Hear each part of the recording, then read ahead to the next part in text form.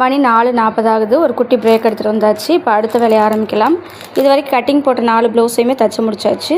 அதே ஃபேமிலியில் ஒரு டிசைன் ப்ளவுஸ் சொல்லியிருந்தேன். இந்த ஒரு ப்ளவுஸை வந்து தைக்கலாம், அடுத்தது தைக்கலாம்.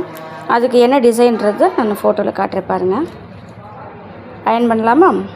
நீங்களும் ஆரம்பிக்கிறீங்களா? ரெடியா? இந்த 2 மணி நேரத்தில் எவ்வளோ வேலை ஆகுதுன்னு பார்க்கலாம்.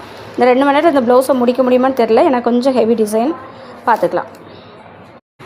ஒரு கஸ்டமருக்கு ரிப்பன்லாம் ரெடி பண்ணி தேசிய கொடியாட்டம் ரெடி பண்ணிக்கிறோம்.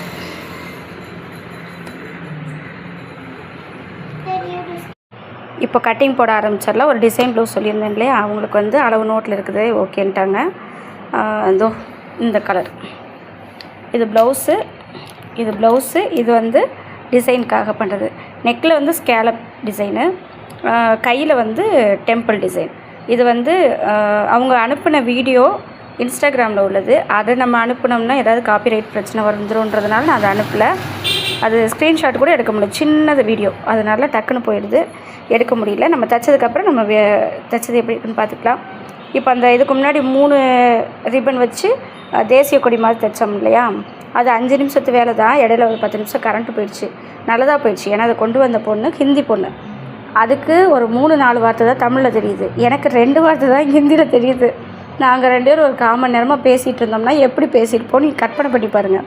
இதுக்கும் டைம் மேனேஜ்மெண்ட்டுக்கும் சம்மந்தம் இல்லை தான், இருந்தாலும் சின்ன சின்ன டைம் பாஸ் அப்படி பண்ணிக்கலாம். இதெல்லாம் பிரேக் டைமில் எடுத்துக்கலாம்.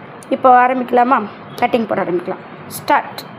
கட்டிங் ஸ்டார்ட் பண்ணுற டைம் சொல்ல மறந்துட்டேன்னு நினைக்கிறேன். மணி 5:35. 6 மணிக்குள்ளே இதை கட்டிங் போட்டு காட்டுறேன், பார்க்கலாமா? ஏன்னா அளவு நோட்டில் தான் இருக்குது, சீக்கிரம் போட்டுடலாம். மணி 6:04 ஆயிடுச்சு, 4 நிமிஷம் லேட்டு. ஓகே, இடையில ஃபோன் கால் வந்துச்சு, ஆனால் காரணமாக சொல்லலை. அடுத்த வேலையை சீக்கிரமாக முடிச்சிடலாம். லைனிங் வெட்டியாச்சு, இப்போ மெயின் கிளாத் வெட்ட ஆரம்பிச்சிடலாம். மணி 6:10 ஆயிடுச்சு, மெயின் கிளாத்து வெட்டியாச்சு, இப்போ தைக்க ஆரம்பிச்சிடலாம்.